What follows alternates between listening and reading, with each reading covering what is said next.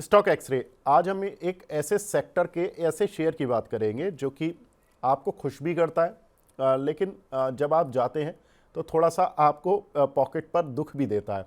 और दूसरा कि ये काउंटर अपने सेगमेंट की सबसे बड़ी दिग्गज कंपनी है, उसके बाद भी शेयर नहीं चल रहा है। नाम है पीवीआर, अपने सेक्टर की दिग्गज कंपनी, लेकिन शेयर की पिटाई इस तरह की, ऐसा लगता है जैसे कि कोई mid cap small cap company है। लेकिन पिछले 3 सालों से शेयर सुस्त चल रहा है। 2022 में शेयर ने अपना उच्चतम स्तर 2214 रुपये का बनाया था 2022 में, और तब से लगातार पिटाई सी ही चल रही है। और पिछले 3 ट्रेडिंग सेशन से चाइना के वायरस ने और ज़्यादा इसकी पिटाई शुरू कर दी। वो इसलिए कि जो ऑक्यूपेंसी लेवल है, यानी कि लोग पिक्चर हॉल में जाकर मूवी देखना भी पसंद नहीं करते हैं। आपको याद हो कोविड में भी इस तरह की प्रॉब्लम आई थी, तो थोड़ा सा उस तरह का एक सेंटिमेंटल इम्पैक्ट इस काउंटर पर देखने के लिए मिल रहा है।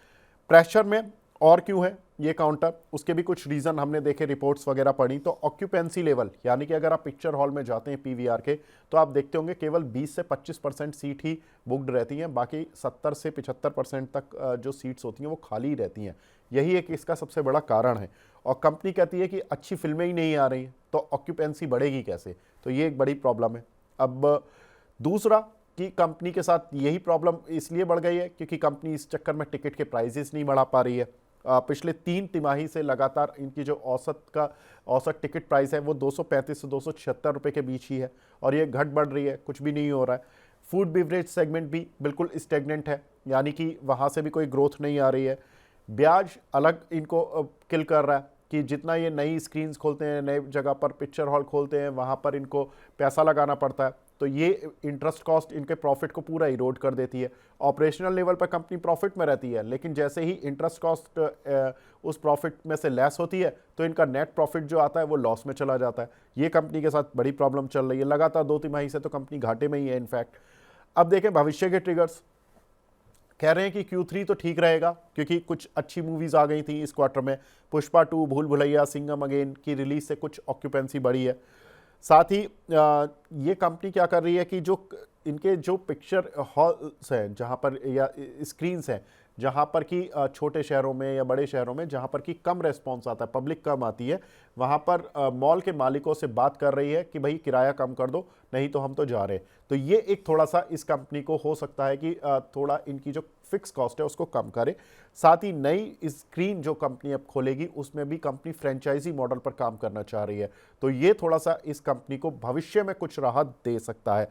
आईसीआईसीआई डायरेक्ट की वैल्यूएशन कहती है कि FY25 में कंपनी की ईपीएस करीब 30.5 रुपये और FY26 में ईपीएस करीब 50 रुपये 90 पैसे, करीब 51 रुपये रहेगी, यानी कि नेक्स्ट फिस्कल जो होगा कंपनी के लिए ज़्यादा बेहतर देखने के लिए मिलेगा। साथ ही FY26 की जो ईपीएस के आधार पर जो पी मल्टीपल चल रहा है वो 24 का चल रहा है, लेकिन आईसीआईसीआई डायरेक्ट अगर अगले 2 क्वार्टर में यानी कि Q3 Q4 पर पॉजिटिव ईपीएस सोच रहे हैं, तो यानी कि 2 क्वार्टर लॉस में है, तो ये 2 जो क्वार्टर होंगे ये भी बड़े टर्न अराउंड हो सकते हैं। अब ये देखना होगा कि कितने टर्न अराउंड होते हैं। आईसीआईसीआई डायरेक्ट की तो राय है कि कंपनी में 2250 का टारगेट रखें शेयर पर। एमके की राय है करीब 1850 का टारगेट रखें, लेकिन काउंटर रोज पिट रहा है। ब्रजेश सर, किसकी सुने, रिपोर्ट्स की या टेक्निकल चार्ट्स की? विवेक, चार्ट्स अगर आप देखोगे तो मैं इसको डायरेक्टली इसको डेली और वीकली पे नहीं देख रहा हूँ, मंथली पे देख रहा हूँ। मंथली पे लोअर लो के स्ट्रक्चर्स बना रहे हैं, और 1000 का जो लेवल है इनिशियली इसको एक मोटा मोटी जो एक हम देख सकते हैं। तो ये जो फॉल जो पीट रहा है, मुझे लग रहा है कहीं ना कहीं 1000 के आसपास आता हुआ नजर आ रहा है। वहां पर मेरी सलाह है उस टाइम भी फिगर आउट करेंगे क्या करना है, बट देन 1000 के आसपास जब आएगा तब ये स्टॉक में मुझे लग रहा है वैल्यू, या फिर वो जिस हिसाब से फॉल आया तो उसका बाउंस बैक भी उतना होगा कि हमें परसेंटेज टर्म में एक अच्छा रिटर्न मिल सकता है। मैं अगर किसी के पास पोजीशन है तो मैं सलाह दूंगा कि एक बार 1000 का वेट करें, 1000 के आसपास आते तो आपकी पोजीशन का एवरेज करें, या फिर किसी को नया बाइंग करना है तो 1000 के आसपास जब आएगा तब नया एडिशन उस वक्त करें, अभी इसको ना छेड़े। बिल्कुल। एक इनके जो प्रॉफिट के या इनके जो रेवेन्यू के कुछ एक डेटा है जो कि हम एवरेज टिकट प्राइस और टिकट रेवेन्यू सब देखे, ये आपके सामने है। एवरेज टिकट प्राइस इनका Q4 यानी कि लास्ट फिस्कल में 276 रुपये था, ये घट के 257 रुपये सितंबर तक तो आ चुका है। अब इस क्वार्टर की फिगर जब आएगी तो नया डेटा हमें मिल जाएगा। टिकट रेवेन्यू इनका मेजर रहता है, तो यहाँ पर करीब 800 से 1000 करोड़ रुपए तक का इनका रेवेन्यू आ रहा है। ग्रॉस मार्जिन्स इनको करीब 55 से 58-60% तक मिल जाते हैं। अब आते हैं फूड स्पेंड पर पर्सन करीब 136 रुपये इनको मिल जाता है, एक पर पर्सन जो फूड पर स्पेंडिंग करता है, फूड एंड बेवरेजेस पर। अब इस पे मार्जिन्स देख लीजिए, जिसको लेके आम पब्लिक कभी खुश होती ही नहीं है। 75% मार्जिन तो ये कमा लेते हैं। ऑफ कोर्स सत्यम, अगर आप भी मूवी देखने जाते होंगे तो आपको पता तो लग जाता होगा कि एक पेप्सी जो बाहर 30-40 रुपए की मिल रही है, जितनी क्वांटिटी आप खरीदते हैं, जी मूवी हॉल में जाते हैं 200 रुपए की मिलती है। आई थिंक और भी बड़े बड़े पॉपकॉर्न के जो साइजेस हैं वो बड़े महंगे मिलते हैं। जी। लेकिन पीवीआर में एक और चीज़ सर देखने की होगी, क्योंकि इन्होंने जो री रिलीज़ किए थे काफ़ी सारी फिल्में इन्होंने री रिलीज़ की, जैसे कि कल हो या और भी बड़ी सारी फिल्में, तुम्बाड़, इन सबको मेजर सक्सेस मिली है। तो जो नई फिल्में हैं वो अगर उतनी नहीं चल रही हैं, लेकिन री रिलीज से ये अच्छा खासा रेवेन्यू जनरेट कर रहे हैं। हालांकि वो इनके रिपोर्ट्स में रिफ्लेक्ट नहीं हो रहा है, उस हिसाब से शेयर चल नहीं रहा है, अर्निंग बढ़ रही है लेकिन वो शेयर्स परफॉर्म नहीं कर रहे, जैसा कि आपने शुरू में ही बोला था सर। बिल्कुल, देखिए पिक्चर हॉल को चलाने के लिए तो नई फिल्मों का ही आना ठीक है जी। पिक्चर हॉल पुरानी फिल्मों से नहीं चल सकते। वो कंटेंट तो आपको इंटरनेट पर और दुनिया जहाँ पे जो आपके दूसरे ऐप्स हैं वहाँ पर आपको वो सारी फिल्में मिल जाती हैं। आप उनको देखने मूवी हॉल पे कितना जाएंगे, आई डाउट। बट पॉइंट यही है कि नया कंटेंट उतना अच्छा आ ही नहीं रहा, मैनेजमेंट खुद परेशान है।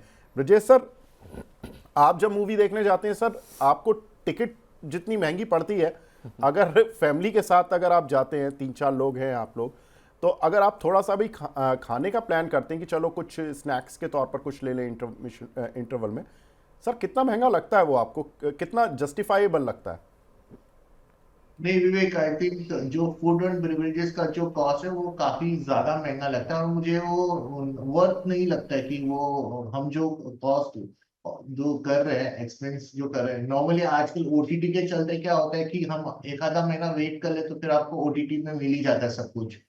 बट मैं ऐसे इंडिविजुअल अगर आप मुझे पूछोगे तो मैं अवॉइड करता हूँ कि उतने।